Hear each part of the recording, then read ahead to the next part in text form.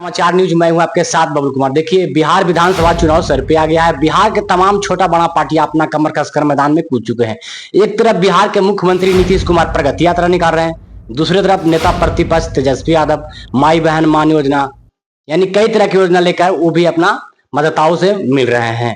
5 तारीख के युवा चौपाल लगने जा रहा है पटना में। हमारे साथ युवा के कार्यकर्ता एवं वरिष्ठ नेता विनोद यादव जी हैं। इनसे तमाम मुद्दा पर बातचीत करने का प्रयास करेंगे। सर ये बताइए, 5 तारीख का युवा चौपाल लग रहा है, विशेष भूमिका क्या रहेगा? बहुत बहुत धन्यवाद पहले आपको जी। मैक्सिमम बिहार में मीडिया चैनल जो है राष्ट्रीय जनता दल के प्रोग्राम को दिखाना नहीं चाहती है और मीडिया कवरेज से दूर रखना चाहती है, क्योंकि वो जानते हैं कि ये जमीनी स्तर की पार्टी है और जमीन की चीजों को दिखाना शायद अभी मीडिया बंधु को पसंद नहीं है। इसलिए बहुत बहुत मैं आपको धन्यवाद देना चाहता हूं।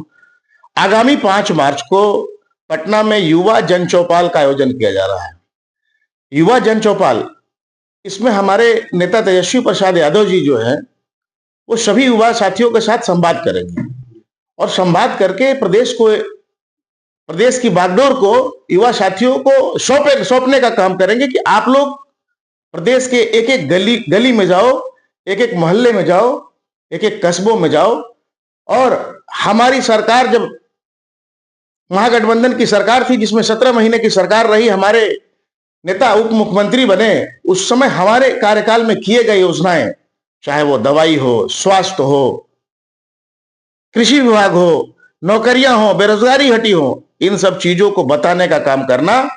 और जिस समय 2020 में जब हमारे नेता प्रचार में थे, उनका मैनिफेस्टो था कि पहली कैबिनेट में पहली कलम से 10 लाख युवाओं को रोजगार देना। नीतीश कुमार तो बोलता है कि वो मैं मुख्यमंत्री न थे, हम न दिए नौकरी। सर, मैं आपसे यही पूछना चाहता हूं कि जब 2020 का कैंपेनिंग चल रहा था विधानसभा का, तो यही एक ऐसा युवा नेता था जिसने अपने मंच से अपने मैनिफेस्टो में लाया कि पहली कलम से पहली कैबिनेट में 10 लाख नौकरी।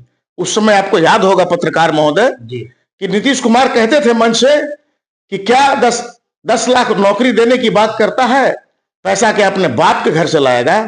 तो मैं माननीय मुख्यमंत्री को बताना चाहता हूं आपके चैनल के माध्यम से कि माननीय मुख्यमंत्री जी, पैसा किसी के बाप के घर से नहीं आता है। प्रदेश में जो पैसा आता है वो एक एक पैसा टैक्स के माध्यम से आता है, चाहे वो जीएसटी का टैक्स हो, चाहे वो इनकम का टैक्स हो, और हर एक टैक्स एक गरीब पे करता है। चाहे वो दूध पे, एक बच्चा भी अगर दूध पीता है तो उस पर टैक्स है, ब्रेड खाता है तो उस पर टैक्स है, आटा खरीदता है तो उस पर टैक्स है।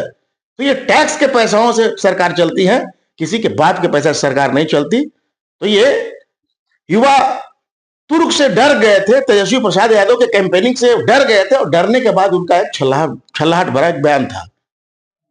तो क्या लग रहा है 2025 में जो चुनाव होने वाला है, कितना सीट पर आप लोग विजय हासिल कर पाइएगा? देखिए सर, ये तो आप मान के चलिए कि 2025 में श्री तेजस्वी प्रसाद यादव जी की सरकार तय है। राष्ट्रीय जनता दल की सरकार बनना तय है, महागठबंधन की सरकार बनना तय है, इसमें कहीं दो राय नहीं।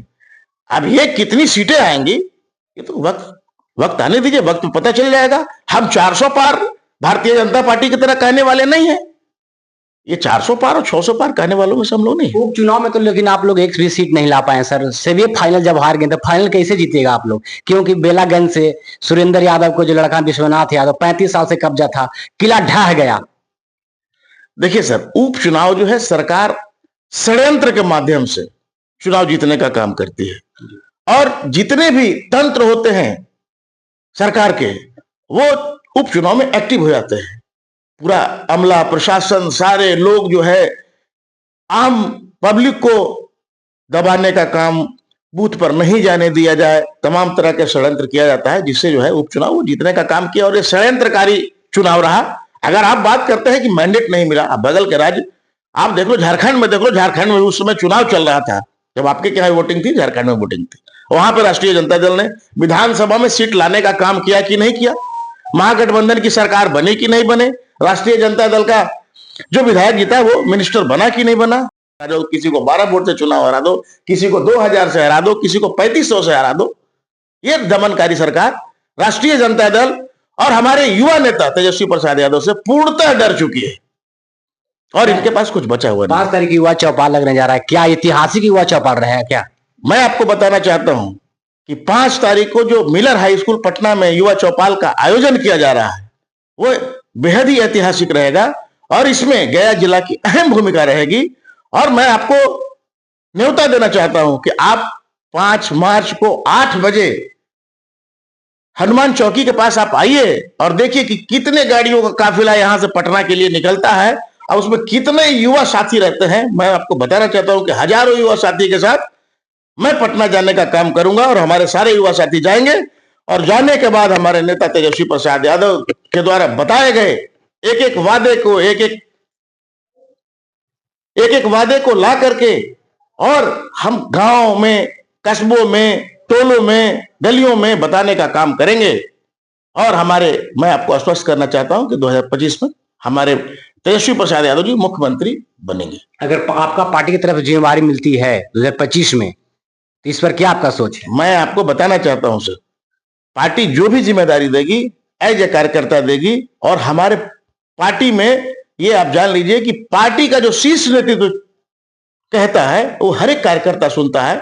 और हमारे यहाँ पार्टी बड़ी होती है और उसमें सारे कार्यकर्ता एक समान होते हैं, सब लोग काम करते हैं और ये पार्टी खुद तय करती है कि किसको क्या जिम्मेदारी देनी है और किसको क्या करना है। चलिए, बहुत बहुत धन्यवाद। हमारे साथ थे राजद के युवा नेता विनोद यादव जी। 5 तारीख के मिलर हाई स्कूल में युवा चौपाल लगने जा रहा है, हमारे साथ बातचीत की है। बहुत बहुत धन्यवाद।